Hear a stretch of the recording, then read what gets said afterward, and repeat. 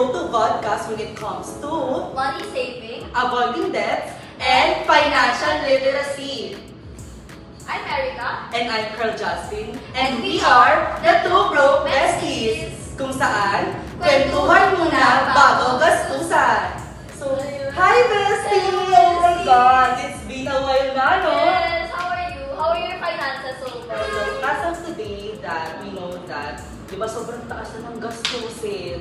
Siya ayun, broke na broke ako ngayon. How about you? Actually, same. As an ed student, we know Yes, that, right? and those EdUp students who are watching today, my God, I know that you can relate to us. Very relatable. Yes. Yung mga instructional materials, di ba? Nakikita talaga. Tsaka speaking of gastos, di ba yung parang mga daily necessities natin, di ba? Yes. Hindi natin maiiwasan. Pati yung mga luho natin, my God. Shopee. Lazada! You know that, okay. So, ano? So, how can we save ba? May alam ka ba, bestie, paano mag-save? For me, personally, to have a background first of financial literacy talaga is very important. Ano ba financial literacy? Ano mo ba gusto ng financial literacy? Yan ang aalamin natin. Ikaw, every ka din ng financial literacy, di mo alam yung financial literacy. So, today, aalamin natin siya. Yes, Oh my we God. have our special guests who have expertise on the financial field. So, together with our special guest, aalamin natin siya. Ano nga ba ang financial literacy? Yes, the basics. Yes. And so, for us to start, Before we start, grab your snacks, even your travel goals list, Yes. or sit back, relax, and we hope that you will learn something na sana nga nagtutunan kayo sa amin. So, please, we may now call on our two gorgeous, financial beautiful, experts. sexy, Yes. financial experts. Miss Hannah And Miss Mary! Oh my God! Hello! Hello! Take a seat, take a seat. Hello, how are you guys? So, hi. So, welcome to Pera Talk. So, how are you? I'm actually excited to be here. Kasi napapanood ko lang to sa newsfeed ko. And yeah, I'm glad na I'm here na this. And we're also glad and we're also happy that you're gonna be a part of our journey ngayon. And sana matulong kami. Yes. Especially kami. Yes, lalo na kami as a very matipid na Yes. student. And as a student, diba? And also our viewers who are watching us. So, can you please introduce yourself? So, first things first, I would like to meet our budgetarian audience. So, hello! So, yeah, thank you, Sir Carl and Miss Erica. So, yeah, I am Mary now, and I am really excited and I am pleasure to be your guest here on Paradox, where we are going to talk about money. Yeah. So I'm Hannah May Ilyang, and I'm so happy and excited to share our experience, how we manage our finances. So, hi sa ating mga viewers, yan, hello, Erica and Carl. We're so happy to share this experience kung paano mag-manage ng pera. And as someone na working in financial field, how is it? Actually, it's so hard din kasi we have a lot of wants then. But as a financial expert, we should embody that title. So we should handle din yung aming budget. Because you're the expert, right? Yes. So kailangan namin gampanan to. Ganon. Okay, so first things first, di ba? Let's start with the basics. Ano Yes. nga ba po sa ating financial literacy? So financial literacy is just simple. So financial literacy is not just about numbers. No? So financial literacy, we're also talking about here how we are going to spend to save money. Parang akala kasi ng iba complicated pag sinabing financial literacy. Yes. Parang nakakatakot na parang ay financial literacy. Paano Parang ayaw ko ayaw mo pag-usapan, di Yes, ba? true. Yes. Gusto mong gumastos ng gumastos. Ganyan Yes. yung mindset ng mga kabataan. Especially yung mga Gen Z, Yes. mga millennials, yung grabe yung gastos nila, right? Yung mga pagbibili ng mga sa charity. Yes. Puro once, pero di ba? We need to prioritize our needs. Yes. Especially ngayon na the inflation is real. Inflation inflation, grabe. My God, yung mga bilihin ngayon, no? Na talagang baon na tayo sa utang. Tapos, And ang baba everything, ng diba, sahod. tumataas. Yes. I think financial literacy talaga is the ability to understand how money works, okay? How you save money, how you invest it. So it's very important that we know where to invest our money. Kasi ngayon sa panahon ngayon, hindi na natin alam ang mangyayari paano. Kaya we should invest it sa magagandang bagay, hindi yung sa Wisely talaga. yes, hindi yung sa pagbibigay-bigay lang. Kasi I know that managing our finances is not just helpful because it is essential. Yes. Especially now that money comes and go, diba? Sobrang hirap kitain ng Sobrang pera. bilis din mawala. Pero sobrang bilis siyang mawala. Paano siya earned mo? Oh my God! Ano ba yan? Personalan mo tayo rito, mga money experts. Diba? Ang sakit mo salita, talaga ba? Bakit tapos? Bakit yung pa si Emela? Okay. So yes, as students, di ba? First is the tuition fees. We know naman na, pero we're very honored to study in a state university. Like public university, diba? You have grabe yung privilege na meron kayo ngayon kasi ang dami ng university na nag-offer ng free tuition. Yes, free tuition. Free education for all. I know, I'm from Kapsu, Bacoor. So, You're from oh my God, you're from CBSE Yes, Bacoor, yes. yes. And you're very proud to be part of CBSE To Bacoor. be alumni. Yes. I'm a scholar. Oh my God, that is very satisfying. And di ba working in the field of financial, syempre, we look at data. So, we have, I think we have statistics or speaking of inflation, like Yes. PSA. Actually, in the current result surveyed by the PSA, according to the PSA, 3.8% yung pinaasahan ng inflation since last April 2025. Sobrang taas na, This ha? year, yes, this year, guys. So we Ang laki really nun.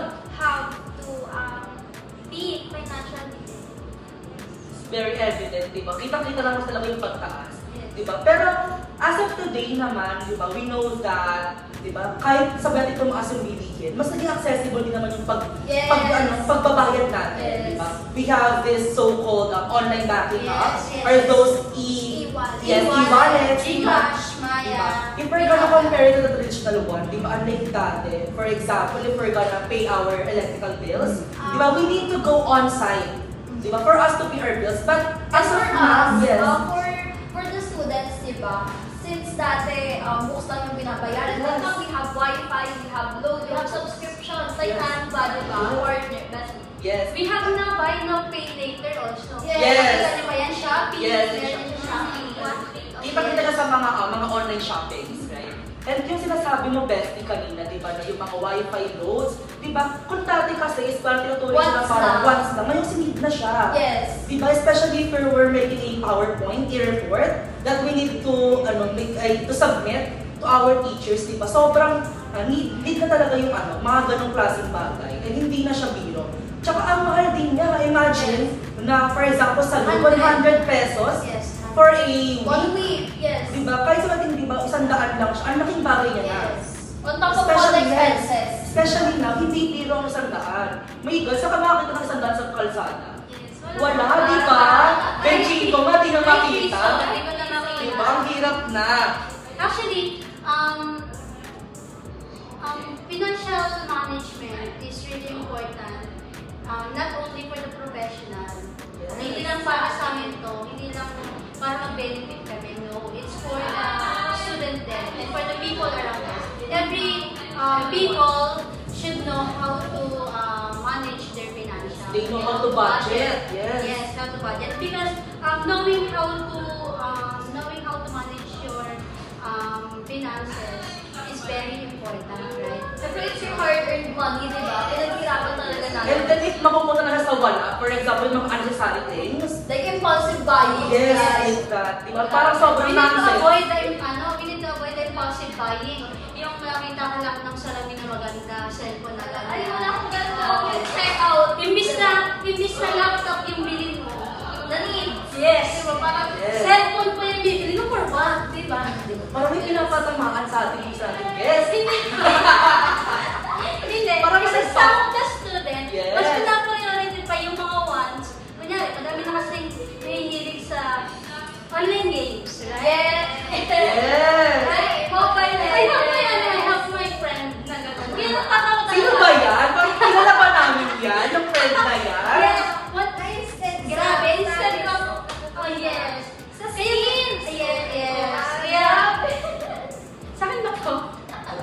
grabe naman, yung friend ko na yan, napaka-gastador naman yan.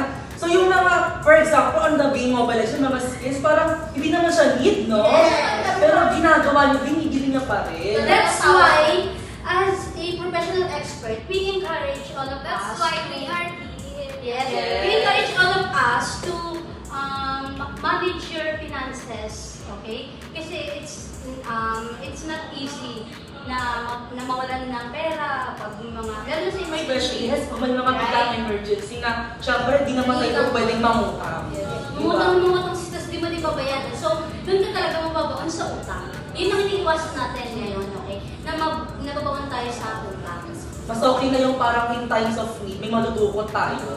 Di ba? And yun na, akala kasi ng iba pag sinabing financial literacy, ang complicated, but it's a basic life skill that we should have as an individual, as a working individual, as students, talagang everyone should have a knowledge on financial literacy. Yes, yung mga ano, ilalagay sa yung kanina best, di ba yung mga impulse buy, for example, yung mga students ngayon na, my God, grabe, mag-milk tea, mag-samji, Yes. diba? Uso-uso na siya ngayon, yung mga unnecessary things na, for example, grabe yung gasto sa ano, sa mga merienda nila. My God, 300 pesos for a merienda. Ano kung sa pwede naman silang ano, bumili na lang ng mga pagkain na mumurahin, di ba? Pero, naiiwasan ba natin yun? Best. As financial Yes, as an experts, expert. what are your advice? Ayun na nga. So, as financial experts, we have here our personal use app. And Wow. this app will help us to Very techy. really track those finances, those expenses. So this is my financial, what do you call this? Personal use app na nagtatrack ko yung expenses ko every month. So my colleagues here and I are already using this. So we can track our expenses not only dahil gusto lang namin, but because we want to financially manage our money, okay? And it's our really income. helpful. Yes, it's really helpful. Ilang years na namin ito nagagamit. And Oh my God. yes, natutulungan talaga kami nito na yes, there's time na nakikita namin na, oh my gosh, mas nagkakaroon kami ng madaming budget kaya sa ganitong bagay. Hindi rin namin yun. So, i-lesson namin yung pag-buy ng bagay na yun. Unnecessary things. Yes. So, this app is called My Money. Okay? So, yan. You can, guys, ayan. My My Money. Money. Yeah. My Money. So, this is available. Hindi namin to app, ha? This is not sponsored, pero Bekenemen. Bekenemen. Yan. Ito po ay My Money, ang pangalan niya. You can download it in Play Store. And I don't know sa mga iPhone user natin kung meron ito sa... You can On check App out. Store. If you're an iPhone, you can Yes. search it on App Store. Search niyo lang My Money. And then pag-download nyo dito, wala nang kahit ano, hindi na kayo maglalagay ng email nyo or what. Ready to use na. Yes, ready to use na. Very Kunyari, ngayon, June, i-input nyo lang kung magkano yung income nyo. So, huwag na siya i-zone. Para hindi makita. It's very confidential, Yes. yes. As a financial expert, yes. Kaya pera din naman yan. Yeah, nakikita nyo dito yung expenses. Yan, kaya na lang namin yan. Expenses and income kasi total. Si app na mismo, yung magko-compute neto kung magkano na lang natin ang pera nyo at magkano na lang, magkano na ano nyo, yung expenses nyo. So may kita nyo, may gas, dito na pala ako pag-gastos. Very mindful. Yes. Yes. Actually, ang dami ko pinagagastos. It will also remind you, no, not to be magastos. Ay, grabe na. Grabe. Tigil na natin to. So, i-download nyo itong app na to guys because this is very helpful. Diba, hindi lang kami ng aking kaibigan ang natulungan nito. Madami rin kaming na-share nito and ang daming feedback na kahit hindi namin ito gawa mismong app na to. We're so happy na nakakatulong kami how to manage their financial. It's very helpful, beneficial, convenient. I encourage you to download it. Feel ko din. Parang need ko na rin siyang i-download. Freddy, what is your advice to our About cash naman. Yes. What can you When it comes to cash, cash? Folders, Oh. dahil meron ng specific na parang mga transparent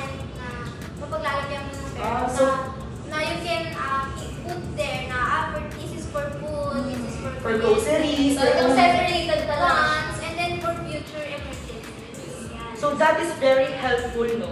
Yes. Not just for us, but also for our viewers. Thank you for that, no, Shane. And we thank you for that, We're so happy to share Yes. our experience. And we're also happy that we learned something from the Yes. both of you, which is a very great financial expert. Expertise Yes. nila to eh, di ba? It becomes a, what do you call this? Para siya, naging siyang open, naging siyang, Eye-opener. yes, an eye-opener for us. Di ba? Na, ay, magastos pala pag ganito. So we need to make tipid. Di ba? We need to be stingy. Yes. So just to recap no, of our Yes. episode today, we talked about financial literacy. It's not just something to avoid, but it is a basic life skill.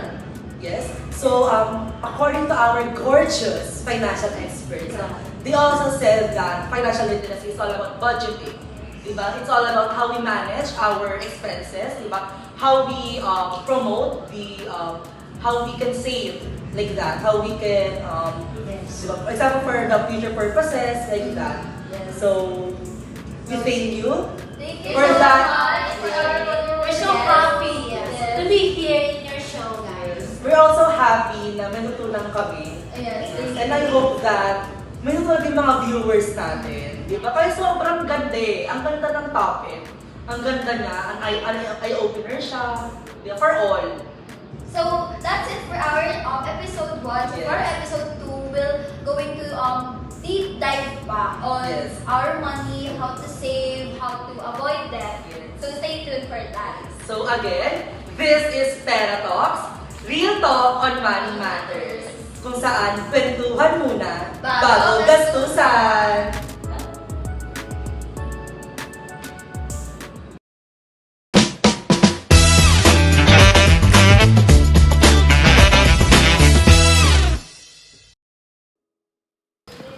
Welcome back, Budgetarians. This is the episode 2 of Pera Talks. Real talk on money matters. Your go-to podcast when it comes to Money spending. avoiding debts and financial literacy. Kung saan, kwentuhan muna bago gastusan. So again, this is your host, Carl Justin. And I'm your host, Erica. And we are the Two Broke Besties! Oh my God! Besties! Welcome back mga to the Yes! episode. So, this is episode 2 na. So, from the last episode, we've learned or we've tackled about financial literacy. So, ano ba ito ulit? Ano ba ulit ang financial literacy, So, Bestie? we learned no, that financial literacy is all about spending money, Yes.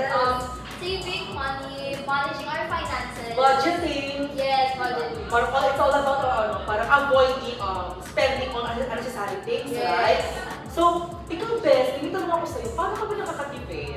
So, for me personally, I use yung parang sa episode po natin na Yes. share ni Ma'am Hannah, which is yung separate. So, this is for savings, this is for wants, this is for needs. So, yung segregation, Yes, yung pang- segregation.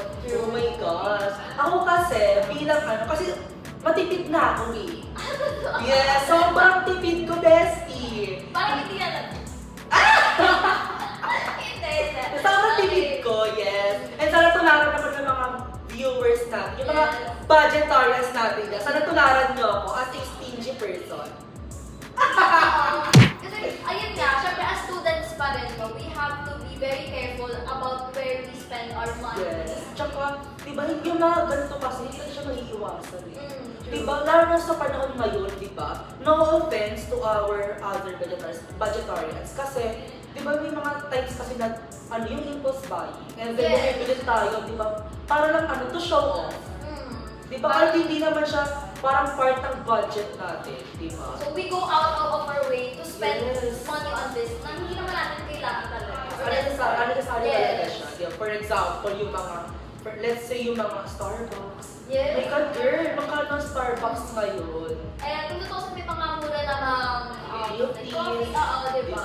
May kakain kayo tigil ₱5 lang dun sa kanto. Oo. Pwede na yun. Bibili ka sa para lang may Di ba? Friday, Kasi, ganun. di ba? It gets the job done, di naman. Di ba? Same as sa pag na Starbucks. Ano ba gusto ng Starbucks? Di ba? Coffee lang din naman. Yes. Pero, yun na. So, today's episode, we're gonna tackle how we can save. And avoid debt. Yes. Very important. How we can avoid debt ba? So, today, we're gonna be, oh my God. We're having, parang kinikilig si Bestie. Hindi naman. Grabe naman. So, we're gonna be joined by our special guest. Yes. So, Sir Mark. yes. So, let's welcome Sir Mark.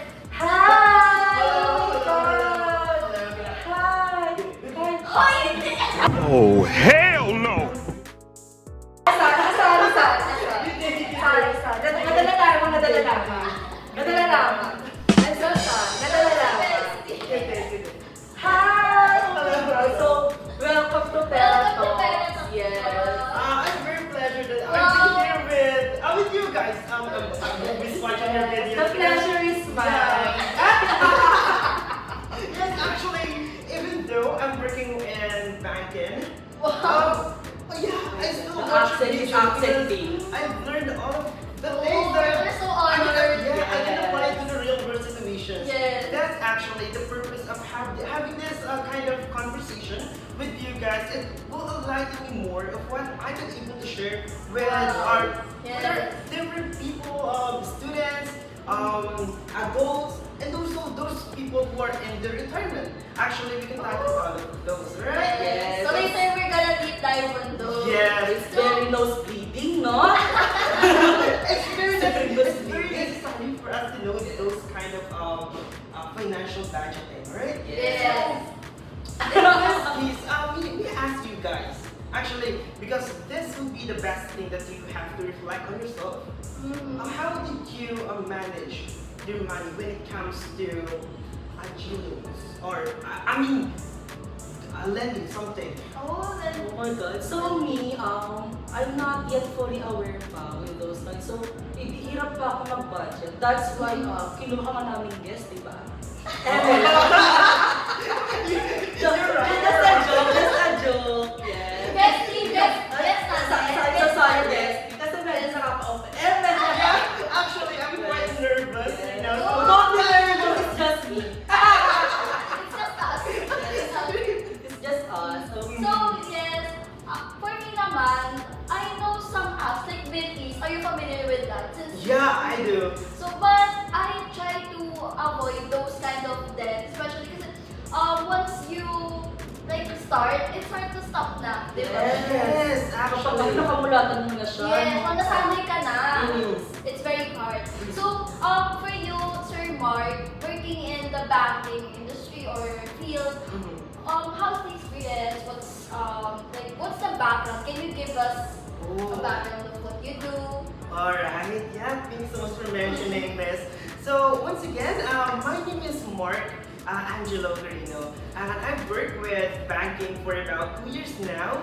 And actually, I'm way more knowledgeable. Yeah, I'm way more knowledgeable in banking when it comes to US. Actually, Oh, but okay. the best thing here is while I'm working in the US, the structure of financial literacy and also how to save money here in the Philippines is the same. Oh, it's just the same. Yeah, It's so, just the yeah, so this information that I'll be providing with you is also based on the international Wow, banking. standards. Yeah. It's not just local, it's also Yes. international. We're going Yes. international Oh my today. grabe! OFW pala tayo ngayon!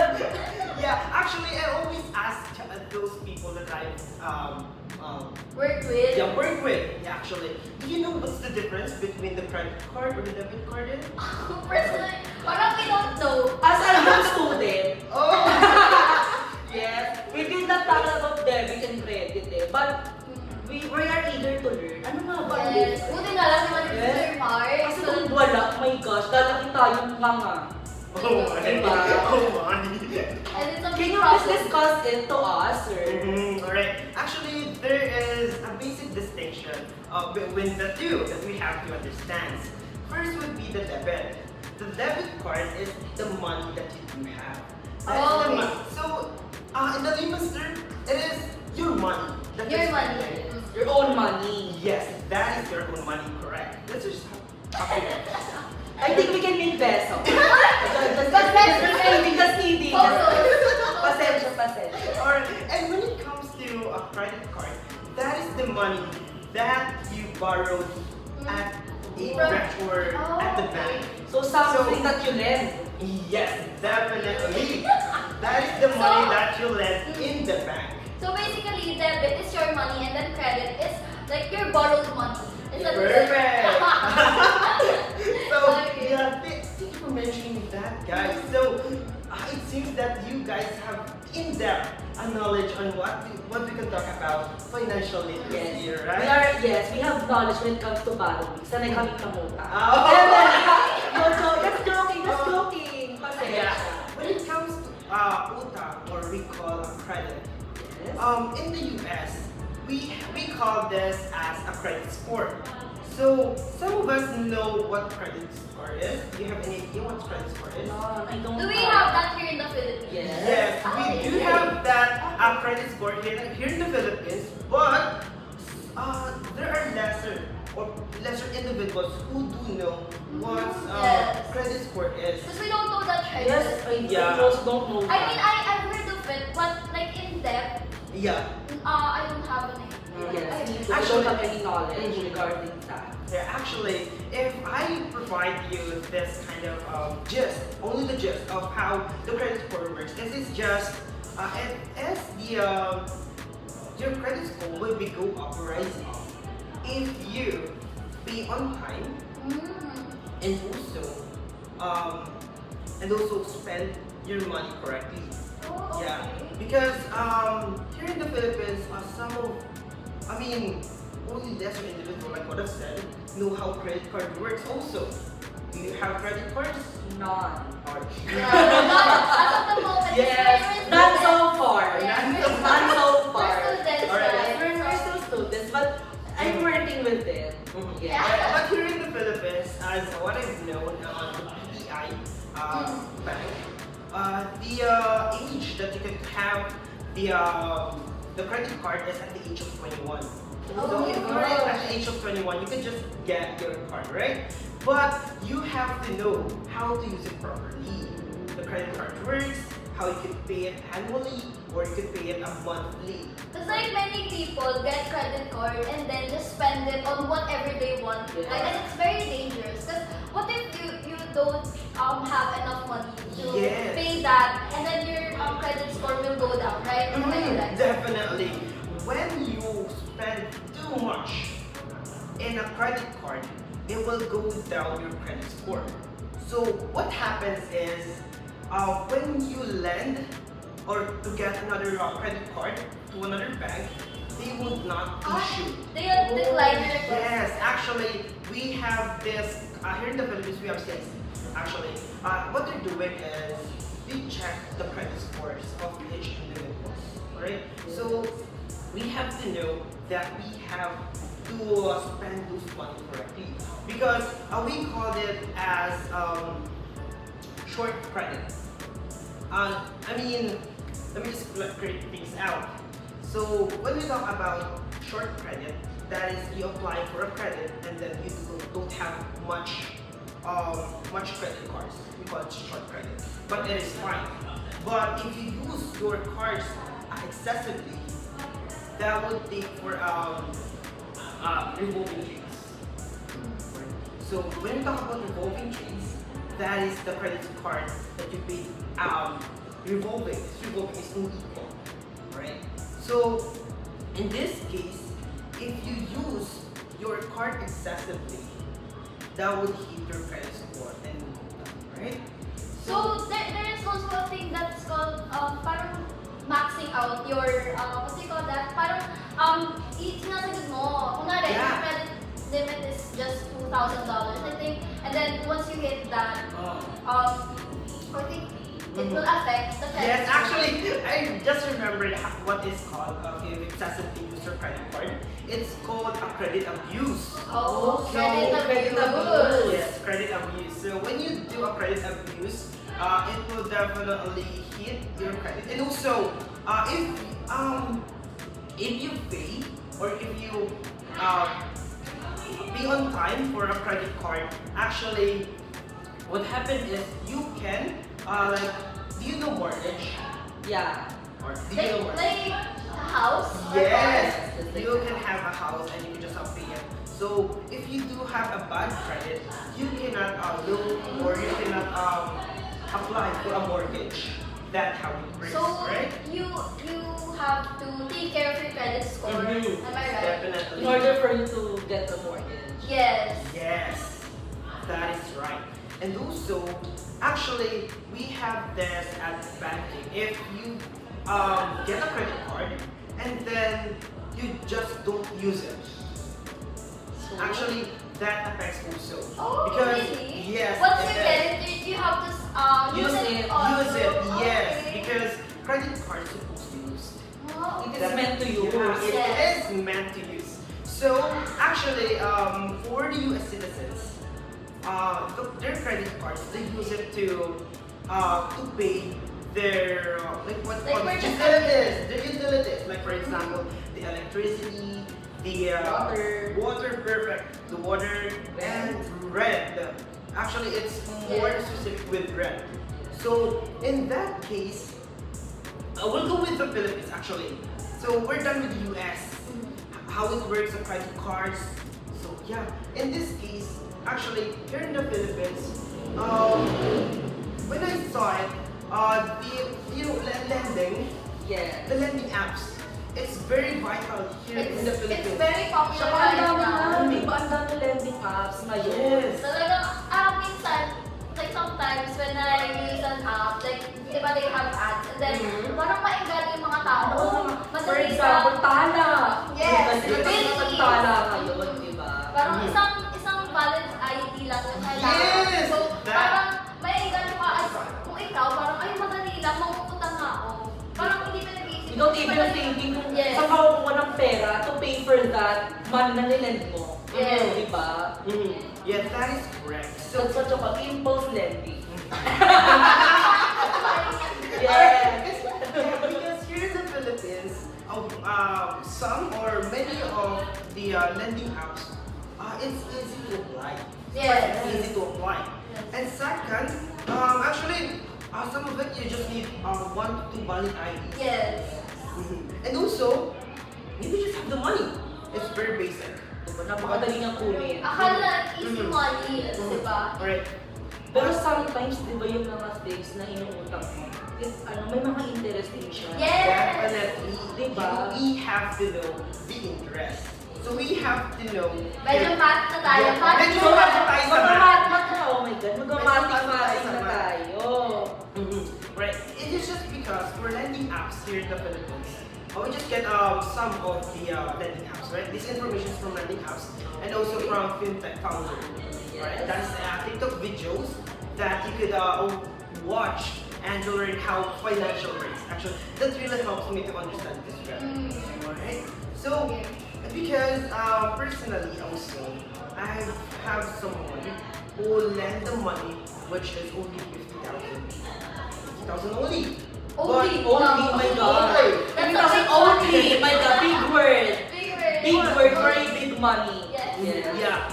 But if you don't know how to pay for it, Yes. it will go up or increase to 1 million. Oh my God. From, Yeah. from 50,000 to 1 million, that's a big difference. Yes. Yeah. Actually, siya Actually, binayaran ka agad. yeah. So we'll go deep in why that happens.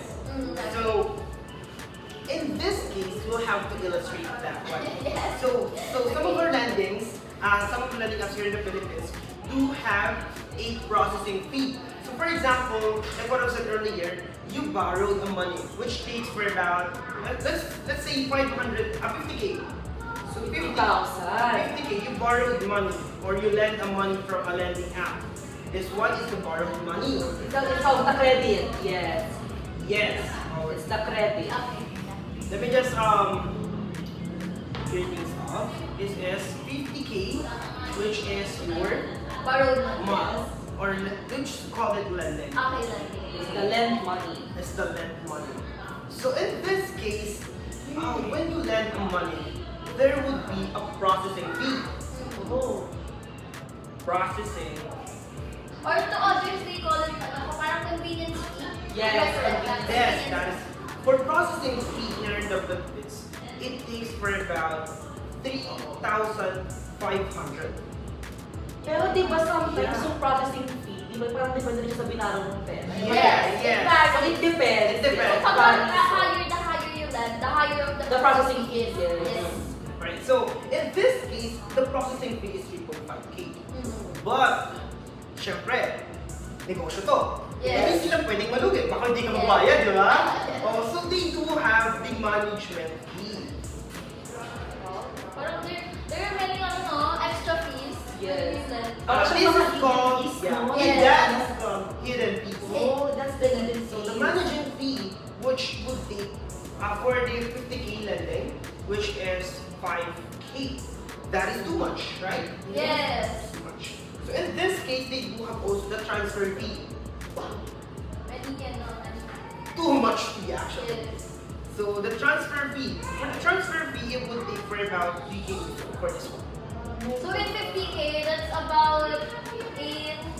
So if we're You gonna need solve the it, math. if we're gonna solve it, no, di ba? Parang 3.5K, 5K, and 3K, so we have 11.5K. So if we're gonna compare to the 50K, parang malaki na rin siya, di ba? It's Yes. almost 20% of that 50,000 pesos. So ang laki na na. Yes, actually. So in this case, your borrowed money, which is the 50K, ang mababawasan pa yun ng 11,500. 500. Which is, So, magkano na mo na mo? Magkano na lang? Parang diba? 39. 39,500 na lang. Yes. Mm-hmm. Is it mababawas mo sa 50 or ma-adjust sa 50K? Mababawas. So 39,500 na rin mautang mo. Mm-hmm. So you won't get like the whole 50K, but lesser amount na. Kasi may mga hidden fees tayo tinatawag. Yes. Na kahit sabihin mo, di ba, parang 2K, 3K, so umpisa parang medyo konti lang siya. Pero pag pinagsama-sama mo na kasi, ang laki niya na. Di ba? Ang laki niya na. Parang 11.5 is... akala lang natin parang, ay sige, lang to, parang 3K out of 50K. But pag pinagsama-sama yun, Ang laki niya, yes. Di ba? Imagine that 11,500. Di ba? Ang laki na nun eh. Di ba? Parang 20% na siya ng 50,000 pesos. Di ba? Which is a bit too much.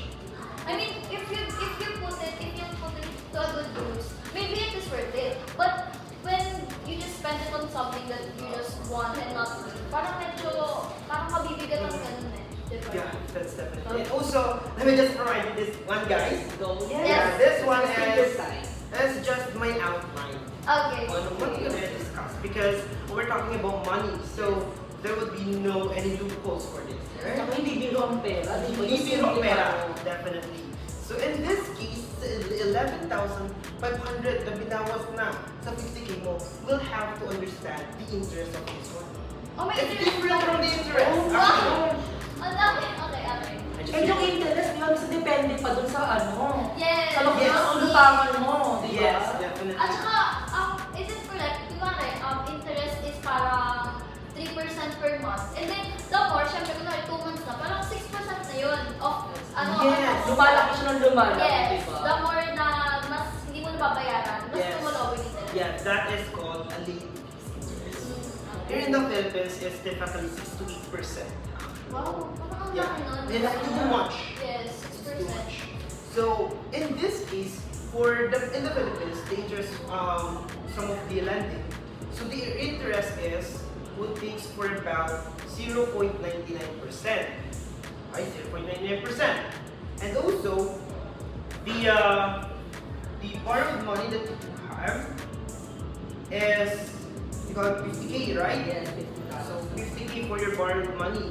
And also, how long you have to pay for this one.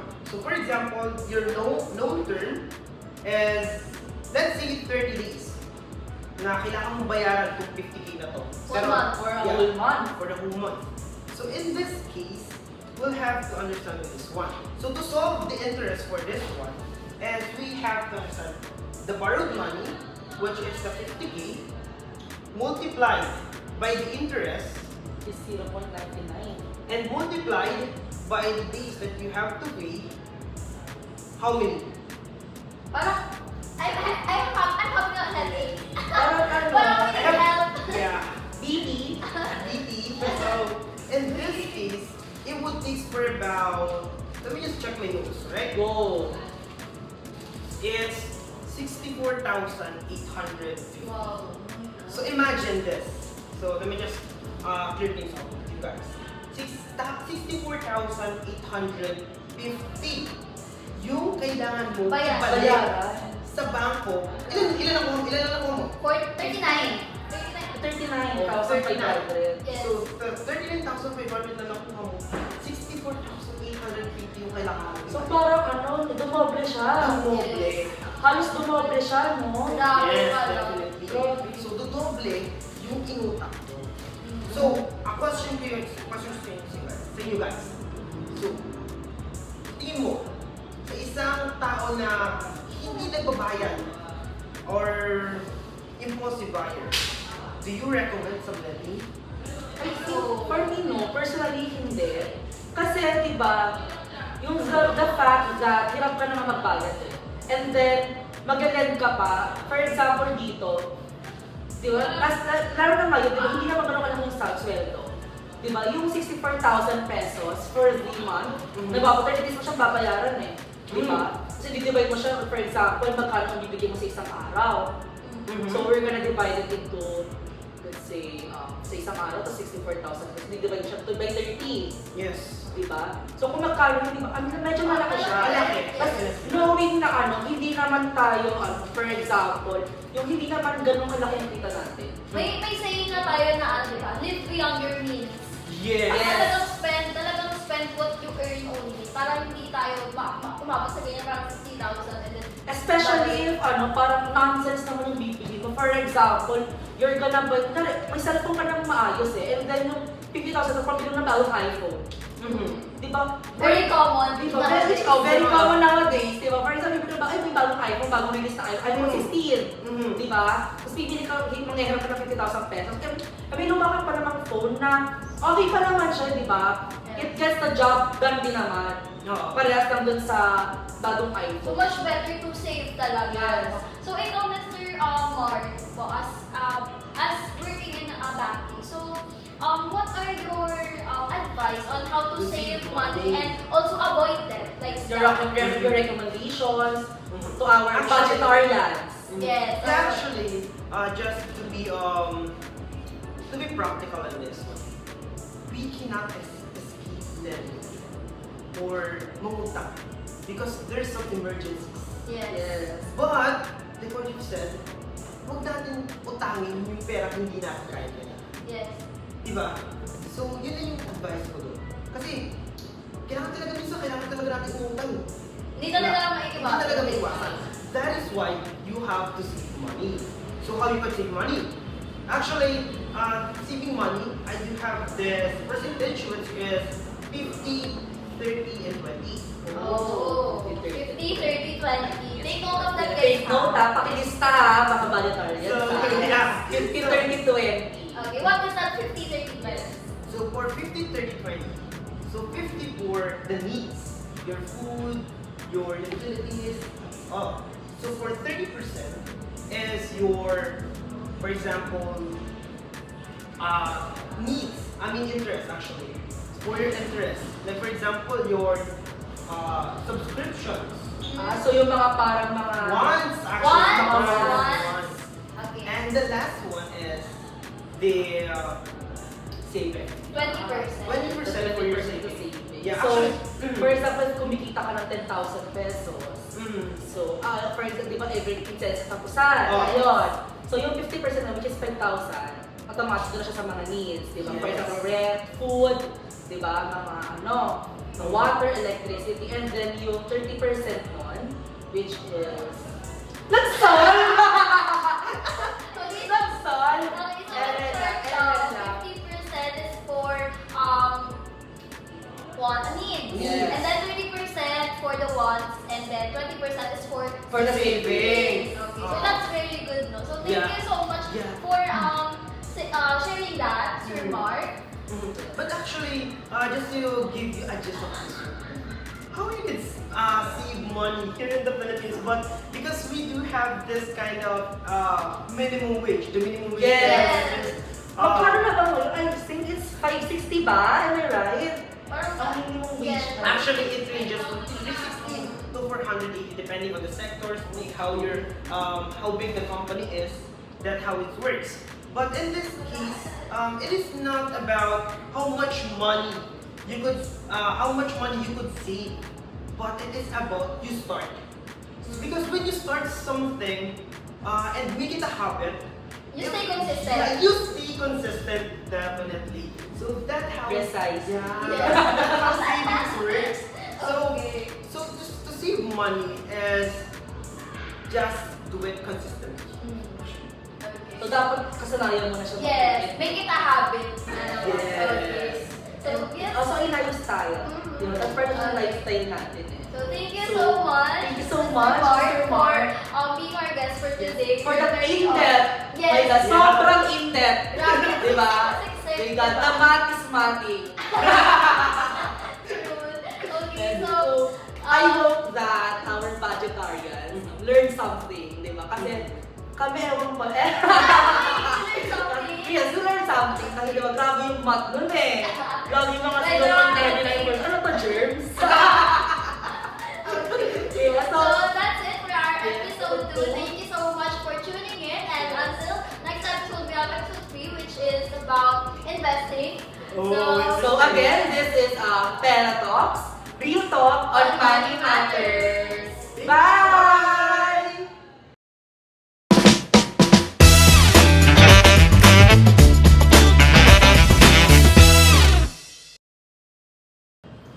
Welcome back, Budgetarians. So today, this is the episode 3 of Pera Talks, real talk on money matters. Your go-to podcast when it comes to Money saving. avoiding debts and financial literacy. So again, this is your host, Carl Justin. And I'm your host, Erica. And we are the Two Bro Besties! Kung saan, kwentuhan muna bago gastusan. So, besties! Episode 3 na tayo. Oh my God. So, the last 2 episodes, di ba? Episode 1, we tackled about The basics of yes, financial what is literacy. financial literacy, which is all about budgeting. So, nung episode 2, oh my God, we tackled about Yeah, an in-depth In-depth talaga. yeah, And an Sir in-depth Mark, diba? yes, from Sir Mark Yes. discussion about how we can budget, And how lending. yes, how we can avoid Yes. debts. And did you remember yung 50, 30, 20? Which Yes, is my God. 50 for needs, 30 for wants, and and then 20 for the savings. Yes, Diba? right. So, ang laking natulong sa atin, ang laking factor niya. Yes. It is very beneficial, as well as it is very knowledgeable Yes, for talaga. us. Knowledgeable. So, today, my Yes, God, pwede we're naman gonna tayo. talk about investment. Wow. So, So, may background ka ba about investment? feel ko lang ang investment, di ba, parang nasa mga business. Yes. Di ba, paano Stocks, mag-invest, ganyan. parang ganon. Pero, hindi ko siya alam kung paano siya nag-work. Kasi di ba, parang, Parang like medyo yes. kasi siya eh. Parang medyo, tawag mo dito, medyo siya, high knowledge. Yes, parang complicated. Yes, ang complicated niya pa talaga. So, ano nga ba sa investment? So, sa this episode, malalaman natin yan. Meron tayong very special Yes, guest together for with our today. very special guest. So, let us now welcome. Sir! Yes. Yeah. Hi, sir. Hi, sir. My God, the first communion kami. And, I'm sorry. nagalit na ba sa akin? Lan. Wala. So, hi, Sir Gab. So, my God, welcome to Pera Talks. I'm very pleasurable. Are you also honored? Yes, Pero yes. sabi ni Sir Mark, the last episode, he is honored. So, you're the second. So, you're the second honor. honor. Oh my God. Running for Yes, you're the second honor. Honor. Yes. So, I'm a valedictorian. ay, grabe ka naman. Very formal. Yes. So, pwede mo pakilala mo ang iyong sarili sa ating mga budgetarians Yes. na nanonood ngayon, nakatutok sa So, Pera Talks.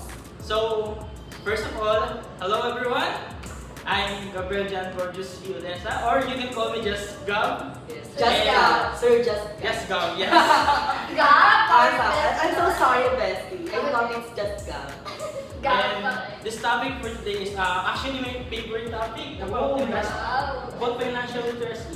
Because this is about the road to richness. Yeah, actually. Wow, Grabe, parang Teamwork. gusto ko rin yung richness na yun. Paano ka lumaman? Yes. That's how. Gusto ko yun. Yan ang pag-uusapan natin ngayon. How to be rich. Okay? Grabe. Investing. So, oh my God. So, ano nga ako sabi ng investing? So first of all, investing is putting your money into something that will grow in value over time. That's So it's different from saving. Yes, Like it's very saving, different. you just keep your money. Yes, And then yes. investing, Parang it will grow. lumalago siya, dumadami siya.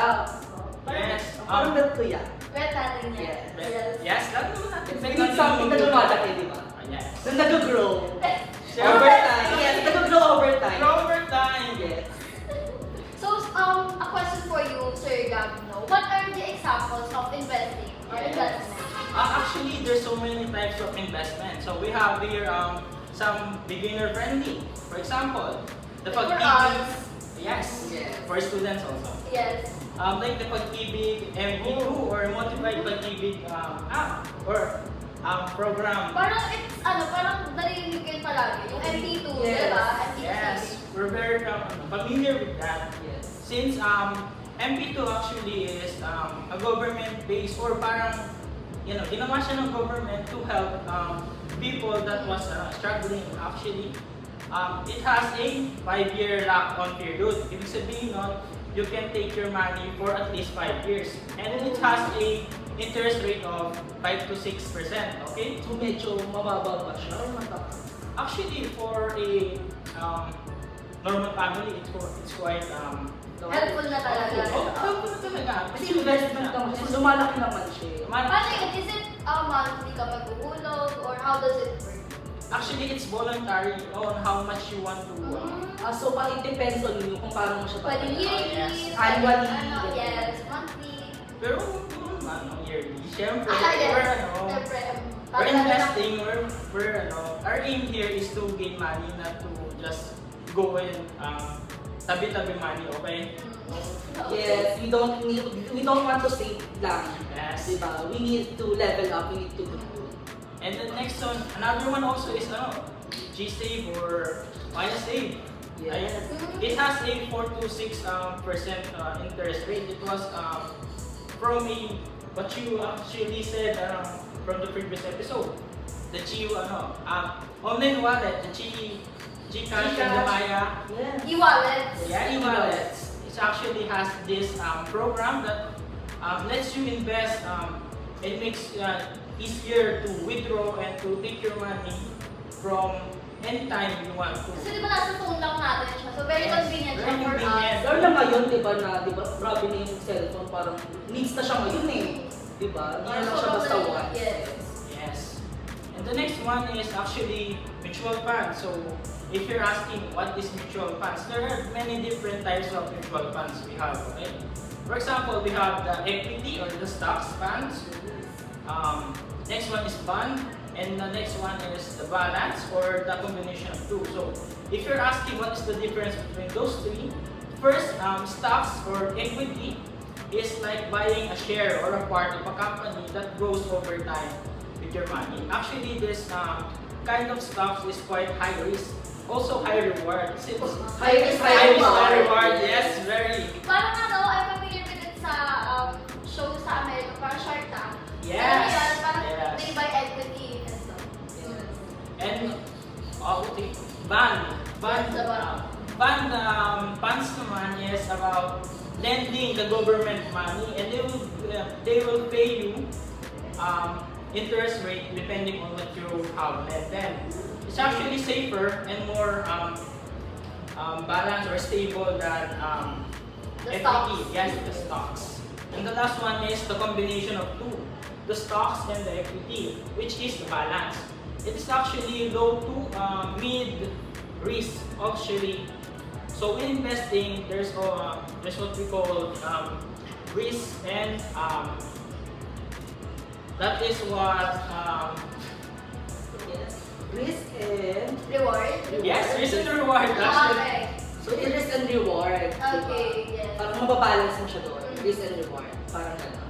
Yes, since investing is not for short-term kind of thing. Long term. Long term. Long term, we're looking at growth. And the last one, actually have is online selling of small businesses. Parang it's more common now. Very common na siya nowadays. Lalo ng pandemic, di ba? Yes, Marami yung pandemic, nag-online. especially yung mga, ano, di ba yung mga working students ng pandemic? Yes, Di ba? talagang for the... Grabe yung ginawa nila. Working. Yes. Since ang dami nagsarang Establishments. establishment that time. And actually, online selling small businesses is so easy to establish. They Kasi even in our homes, di ba? Parang kaya natin mag-manage ng small business or Yes, online Oo, business. di ba? As long as i-stock mo lang naman siya, like Yes. that, and then we can go live, for example, to online platforms like YouTube, Facebook, or even Actually, TikTok. bestie, are you familiar? Kasi for us students, ang pwede natin gawin is yung nagbebenta ng mga basic books gamit lang yung Canva, di ba? Are you Yes. familiar Yes, with that? yes. Kasi, di ba? For students, no, it is very helpful din. Kasi talagang nakikita ko sa TikTok, talagang parang 6 digits din yung kinikita ng people. Yes. Especially now that, syempre, 21st century. Yes. Di ba kung naga, Technology. kahit ano, kahit di natin, tanggapin mo natin ng hindi, di ba parang, yung mga books, yung mga physical copy of books, hindi na siya lang nabibigyang pansin. Yes. Unlike yung mga online Digital. books, diba? Kaya nga, para yung mga libraries, hindi siya napupuntahan. Kasi mas nag-focus na tayo, diba, sa cellphones natin, yung mga digital books, e-books, like that. Diba? Mas naging modern na kasi tayo ngayon. Pero going back mo with Sir Gab, parang kanina na-curious ako, na-intrigue ako, sabi niya how to be rich daw. Paano ba? Parang- Parang gusto ko rin malaman. Paano nga ba maging mayaman? Yes. actually gaining fortune or gaining wealth is about investing and saving actually. Since what should we have the mentality of a rich person? A rich person's mentality is to not work for the money. It's to make the money work for you. Yeah, I love that, ha? I love that. Ano? It's not to it's not to Make work for the money, but make the money work for you. Wow. Yes. I love that. Yes. Actually, so there are so many ways. For example, there's also this kind of mentality. Work to learn, not only to earn. Okay? So, work for jobs that gain you experiences. For example, marketing, sales, and communication. It will help you to develop a business mind to sell, to Earn something. yeah, to communicate and to build something on your own. Eh, di ba parang dun sa kanina yung sa quote niya na parang make the money work for you, parang magkaroon ng passive income. Like, Yes. yung meron investing, di ba? Kahit hindi ka trabaho, pwede ka mag-invest and then Yes. mag-grow yung pera. Kahit parang unlike, di ba, kasi kapag nag-work ka lang, di ba, pagod ka na, and then Yes. hindi pa ganun kalaki yung kinikita mo. But when you're investing, di ba, parang, so Sanay talaga ka na. mahirap. Pero kapag nagamay mo na siya, parang alam mo na yung paano siya paiikutin yung pera. Hindi ka na mahihirapan. Yes. So, Sir Gabdo, as someone who is expert in investing, do you have any advice? To our budgetarian. Actually, I have two advice actually. So one is to learn about assets and liabilities. So assets is something that makes you money, and liabilities are those that cost money.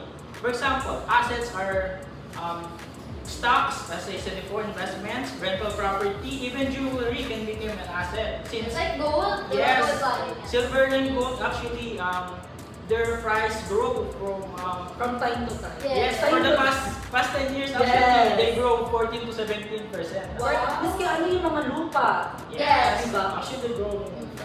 And then the second advice is, Second advice is actually what you call that? The second, ano kaya pwede ng advice? Like, so una kung ba na tayo Yes. ano ba to? Like, paano ba natin income ba natin yan? Ganon? Is it not income? Yes. Actually it's all alright. I remember it now. Learn how to manipulate taxes. taxes. Yes, how to legally manipulate and to use taxes. Since most of the businesses suffer losses from taxes and rental payments actually. So that's all for my advice. Thank you so Oh my much, God. Sir So, Gab, for that. we've learned a lot Yes. from this, yes. Because Yes, it's also very in-depth. Very favorite word, Yes. That's our favorite word for now. It's very in-depth. So, we hope that our budgetarians, our viewers learn something from Sir Gab about how we can be rich, how we can invest something for it to grow. Diba? Kasi diba, for it to come back to us. Diba? Na mas malaki. Yes, to Yes. grow money. Yes. To grow, not just to save it, Alright. but to make it grow. So Diba? that's it for So, our episode episode 3. 3. Thank you so much, Budgetarians. Yes. Till So next time. today. So again, this is Pera Talks, real talk on money matters. Bye.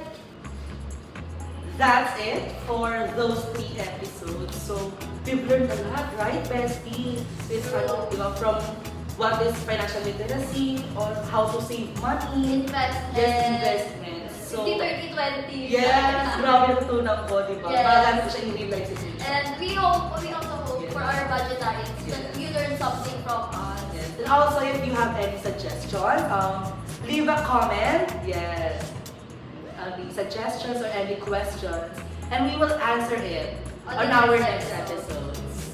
So again, this is your host, Carl Justin. And this is your host, Erica. Together, we are the Two Broke Besties. And again, we hope to see you on Pera Talks, real talk on money matters. Kung saan, kwentuhan muna bago gastusan.